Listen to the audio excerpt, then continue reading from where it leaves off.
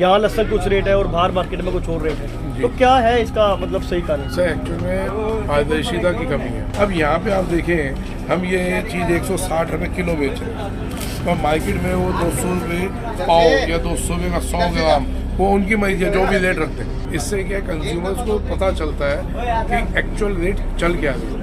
Sir नाम क्या आपका? जितेंद्र खुराना। जितेंद्र जी, लगातार लहसुन की कीमतें बढ़ती जा रही हैं। मार्केट की अगर बात की जाए, अगर एशिया की सबसे बड़ी मंडी जो है आजादपुर मंडी की अगर बात की जाए, यहाँ लहसुन कुछ रेट है और बाहर मार्केट में कुछ और रेट है, तो क्या है इसका मतलब सही कारण? सर एक्चुअल में पारदर्शिता की कमी है। हम तो आप लोगों को खुद कहते हैं कि इनवाइट करते हैं कि सर आप लोग हफ्ते में 10 दिन में जरूर आए। इससे क्या कंज्यूमर्स को पता चलता है कि एक्चुअल रेट चल क्या है। अब यहाँ पे आप देखें, हम ये चीज़ 160 रुपये किलो बेच रहे हैं, और मार्केट में वो 200 रुपये पाव या 200 रुपये का 100 ग्राम, वो उनकी मर्जी है जो भी रेट रखते हैं। तो वो एक ये मिसबैलेंस है, मिसकम्युनिकेशन है जो रिटेल और थोक का है। तो मैं तो यही चाहता हूँ कि जी आप लोग हर हफ्ते 10 दिन में आए, रिपोर्ट्स डालें, तो लोगों को पता चले एक्चुअल भाव क्या है। अब कोई भी प्रोडक्ट उठा लो, कोई कमोडिटी उठा लो, इतनी उल्टे सीधे भाव नहीं होते जितने हम मार्केटों में लेते हैं। अब सेब देखिए, हम सेब पे जाएं, सेब भी 400-400 500 रुपये किलो बता दें, जबकि है रेट असल में 150। अब यहाँ पे देखिए, आपको इससे ऊपर माल दिखते ही नहीं होंगे। इससे मोटे माल ये देखिए, उससे ये क्वालिटी देखो, सबसे टॉप क्वालिटी है, ये देखने को नहीं मिलती। ये थोक में चल रही है 260 रुपये। अब बताइए कि कहाँ हम लोग ये चीज़ कहाँ देखने को मिल रही है। ऐसे ऐसे माल पड़े हैं,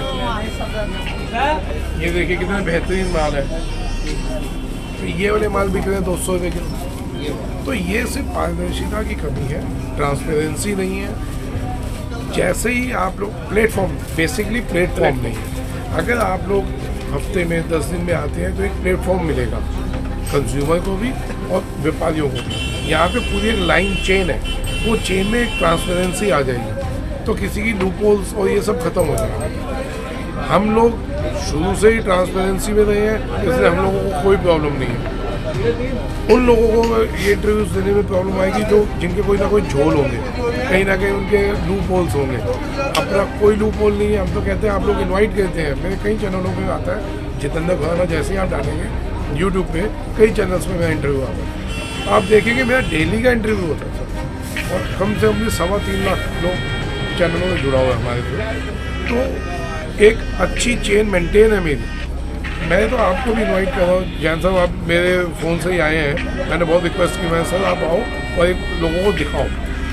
तो इससे लोगों को एक ट्रांसफर प्लेटफॉर्म मिलेगा जिस पे आप लोगों को बता सकते हैं कि पोजीशन ये चल रही है। और एक पॉइंट मैं और बताना चाहूँगा आपके माध्यम से सरकार को, कि बड़ी कंपनियों को आप प्रमोट करें ना करें, जो छोटा वेंडर है जिसकी भी दाल रोटी इसी से ही चल रही है, हम उनके खिलाफ नहीं हैं, लेकिन उनको एक आईडीज़, प्रॉपर एक आईडीज़ दीजिए, उनको अपने एक चैनल में लेके आइए।